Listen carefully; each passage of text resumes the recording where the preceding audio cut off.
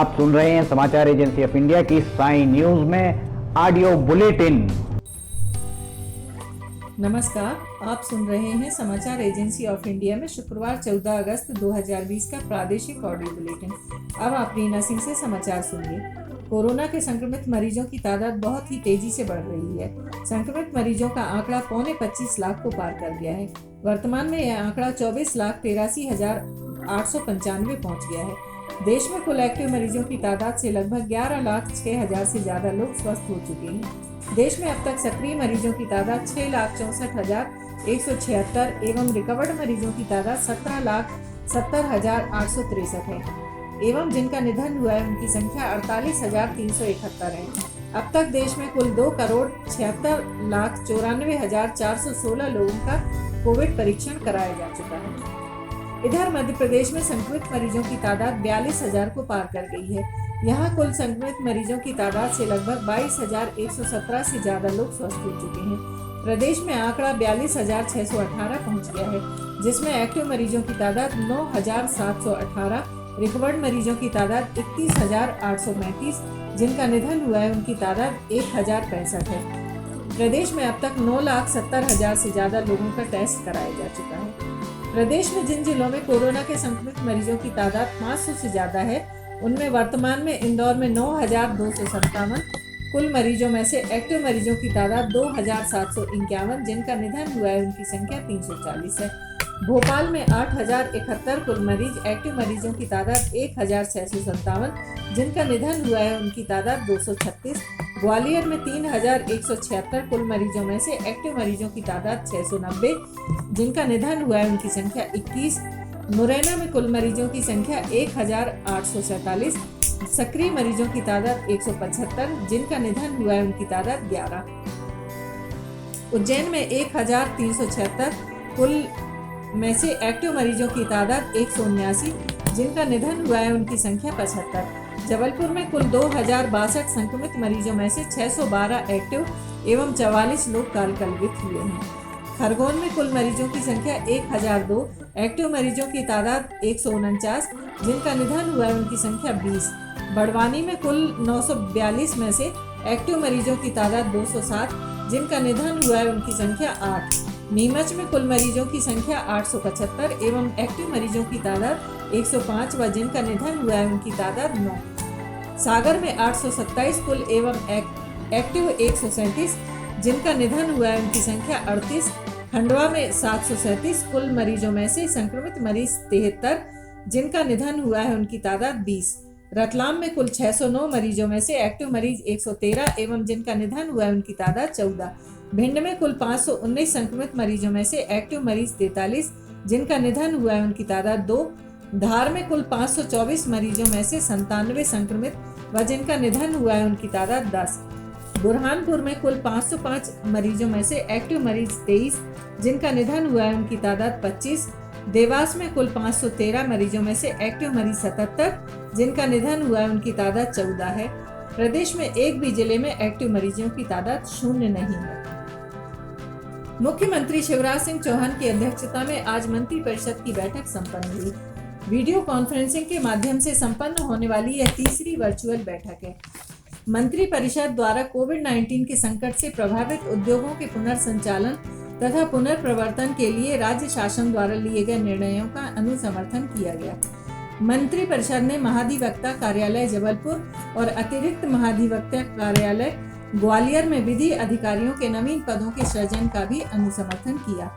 मंत्रिपरिषद में मध्य प्रदेश सहकारी सोसाइटी संशोधन अध्यादेश 2020 पर भी चर्चा हुई। मुख्यमंत्री शिवराज सिंह चौहान ने मंत्रीगण से अपने विभागों की नियमित समीक्षा कर जन कल्याण के प्रयासों को गति देने की अपेक्षा की है। मुख्यमंत्री श्री चौहान ने मंत्रालय से वर्चुअल कैबिनेट शुरू होने के पहले मंत्रियों से संवाद किया। मुख्यमंत्री श्री चौहान ने कहा कि आत्मनिर्भर मध्य प्रदेश का रोड मैप बनाने के लिए हाल ही में संपन्न वेबिनार में महत्वपूर्ण सुझाव आए हैं, इनको जमीन पर उतारा जाएगा। मुख्यमंत्री श्री चौहान ने कहा कि आत्मनिर्भर मध्य प्रदेश वेबिनार में विद्वानों और विषय विशेषज्ञों के साथ ही आम जनता के सुझाव भी प्राप्त हुए हैं। इन्हें भी रोड मैप में स्थान दिया जाए। यह देखना होगा कि व्यवहारिक सुझाव अवश्य शामिल हो जाएं। मुख्यमंत्री श्री चौहान ने कहा कि प्रधानमंत्री श्री मोदी के आत्मनिर्भर भारत के आह्वान पर आत्मनिर्भर मध्य प्रदेश का रोड मैप बनाने के लिए वेबिनार के बाद मंत्रीगण समन्वय अधिकारी के साथ 16 अगस्त से बैठकें कर विभिन्न क्षेत्रों में विकास का प्रारूप तैयार करें। मंत्रियों के समूह आगामी 25 अगस्त तक अपनी सिफारिशें दे दें। मुख्यमंत्री श्री चौहान ने कहा कि इन सिफारिशों के मिलने के बाद नीति आयोग से चर्चा होगी। इसके पश्चात प्रधानमंत्री नरेंद्र मोदी को मध्य प्रदेश के विकास का 3 वर्ष का रोड मैप सौंपा जाएगा। मध्य प्रदेश के विकास के रोड मैप में वार्षिक के साथ ही अर्धवार्षिक और त्रैमासिक लक्ष्य भी होंगे। मुख्यमंत्री श्री चौहान ने कहा कि प्रत्येक विभाग की गतिविधियां जनता तक पहुंचे, वर्चुअल कार्यक्रम बैठकें आयोजित हों, इसके साथ ही शिलान्यास और लोकार्पण भी किए जाएं एवं हितग्राहियों के बैंक खाते में योजनाओं की राशि जमा करने का कार्य किया जाए। मुख्यमंत्री श्री चौहान ने कहा कि कोरोना काल में राजस्व संग्रहण में कमी आई है, लेकिन इसके लिए वित्तीय व्यवस्था और प्रबंधन करते हुए आमजन के कल्याण पर प्राथमिकता से ध्यान दिया जाए। मुख्यमंत्री श्री चौहान ने कहा कि प्रदेश में माफिया और मिलावट करने वाले समाज विरोधी लोगों के विरुद्ध तीव्र अभियान चलाया जाए। दूध और अन्य उत्पादों में मिलावट का कृत्य अक्षम्य है।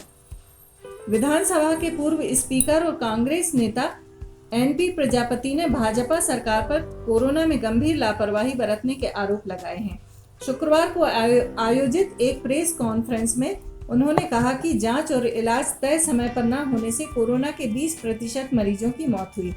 उन्होंने कहा कि ये लापरवाही ही है कि अब तक प्रदेश में 1065 मौतें हो चुकी हैं।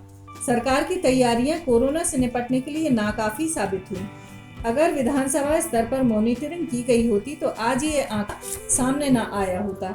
इसकी जवाबदारी भाजपा सरकार पर है। बता दें कि मध्य प्रदेश में कोरोना की रफ्तार लगातार बढ़ती जा रही है। बीते 24 घंटों के दौरान गुरुवार रात को प्रदेश में कोरोना के रिकॉर्ड 1014 नए मामले सामने आए हैं। वहीं प्रदेश में अब तक कोरोना के मामले 42,618 हो चुके हैं, जबकि अब तक प्रदेश में 1065 मौतें हो चुकी हैं, जो बड़ी चिंता का विषय है। पूर्व स्पीकर प्रजापति के मुताबिक विधानसभा में संविधान द्वारा प्रदत्त शक्तियों के आधार पर कार्यवाही होती है, जो नियम कानून और परंपराओं से चलती है। उसमें फैसले चुने हुए स्पीकर के जरिए लिए जाते हैं। प्रोटेम स्पीकर फैसला नहीं करता। प्रोटेम स्पीकर चुने हुए नहीं है। अगर वो कुछ भी अलग करते हैं तो वो गैर कानूनी है। सचिवालय को उन्हें रोकना चाहिए। बुध ग्रह 17 अगस्त 2020 रविवार को सिंह राशि में प्रवेश करेगा। बुध ग्रह सिंह राशि में 2 सितंबर तक रहेगा। बुध और सिंह की इस युति से बुधादित्य योग बनेगा। बुध ग्रह को वाणी, संचार और बुद्धि का कारक माना जाता है। ज्योतिषाचार्यों के मुताबिक यह योग ज्यादातर लोगों की कुंडली में पाया जाता है। इसके पीछे का कारण यह है कि सौर मंडल में सूर्य से बुध काफी करीब है। इसका असर कुंडली के भाव के अनुसार बदलता रहता है। ज्योतिषाचार्यों की माने तो यह योग बहुत ही फलदायी है। समाचारों के बीच में हम आपको यह जानकारी भी दे दें कि मौसम की अपडेट जानने के लिए समाचार एजेंसी ऑफ इंडिया के चैनल पर रोजाना अपलोड होने वाले वीडियो जरूर देखें। मौसम से संबंधित अपडेट मूलतः किसानों, निर्माण कार्य करने वालों आदि के लिए फायदेमंद साबित हो सकते हैं। समाचार एजेंसी ऑफ इंडिया के द्वारा अब तक मौसम के जो पूर्वानुमान जारी किए गए हैं वे 95 से 99% तक सही साबित हुए हैं। उत्तर प्रदेश के भदोही के ज्ञानपुर से चर्चित विधायक विजय मिश्रा को शुक्रवार को एमपी में गिरफ्तार कर लिया गया। पुलिस के अनुसार उनके भदोही से एमपी की तरफ भागने की खबर मिली।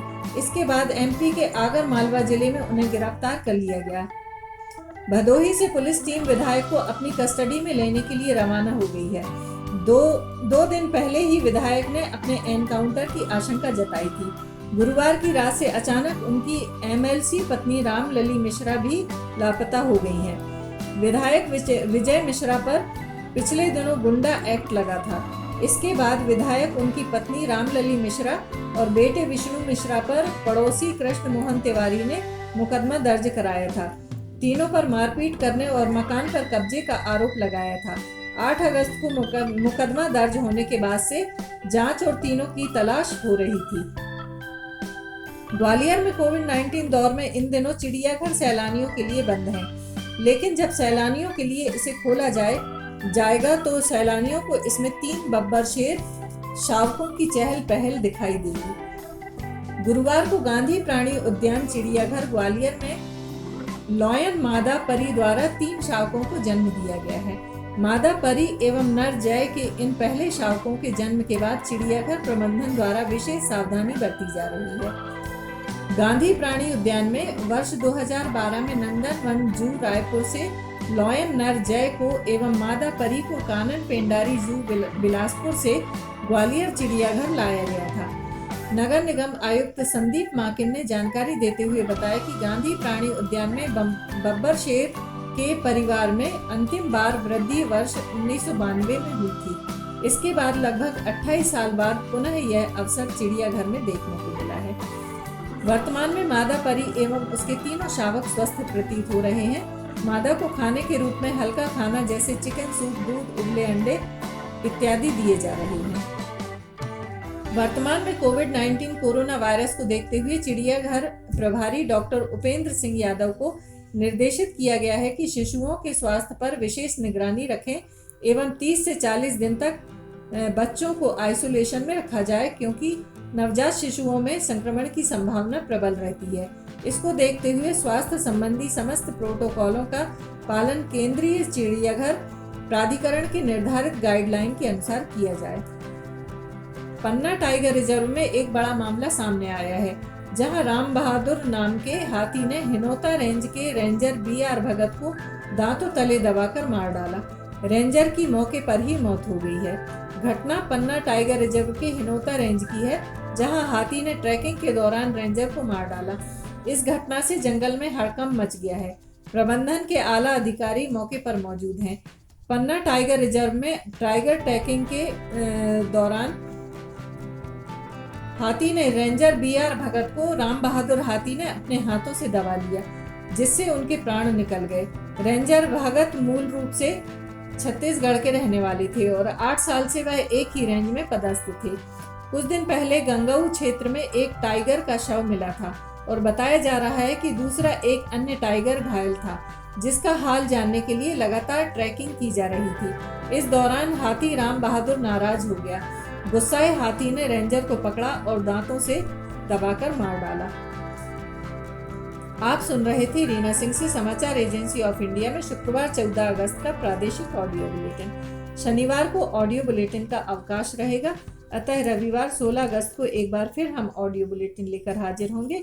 अगर आपको यह ऑडियो बुलेटिन पसंद आ रहे हो तो आप इन्हें लाइक, शेयर और सब्सक्राइब जरूर करें। फिलहाल इजाजत लेते हैं, नमस्कार। आइए हम आपको बताते हैं समाचार एजेंसी ऑफ इंडिया के चैनल को आपको किस तरह सब्सक्राइब करना है। समाचार एजेंसी ऑफ इंडिया के चैनल को सब्सक्राइब करने के लिए आप सबसे पहले ब्राउज़र खोलिए, या तो आपके पास यूट्यूब होगा, यूट्यूब को खोलिए।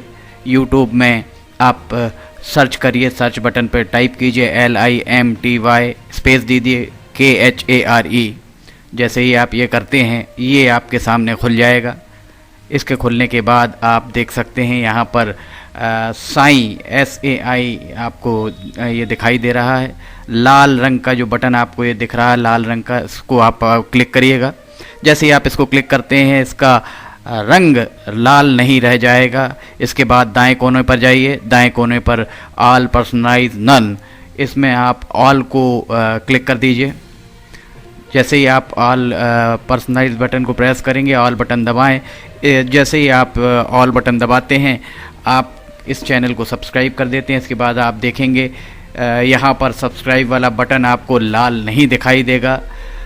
आप सब्सक्राइब समाचार एजेंसी ऑफ इंडिया की साइन न्यूज़ या समाचार एजेंसी ऑफ इंडिया को सब्सक्राइब करते जैसे ही आप करेंगे, उसके बाद समाचार एजेंसी ऑफ इंडिया और साइन न्यूज़ पर जैसे जैसे वीडियोस अपलोड होंगे, वैसे ही बिना देर के आपको ये सारे वीडियोस के नोटिफिकेशंस आने चालू हो जाएंगे।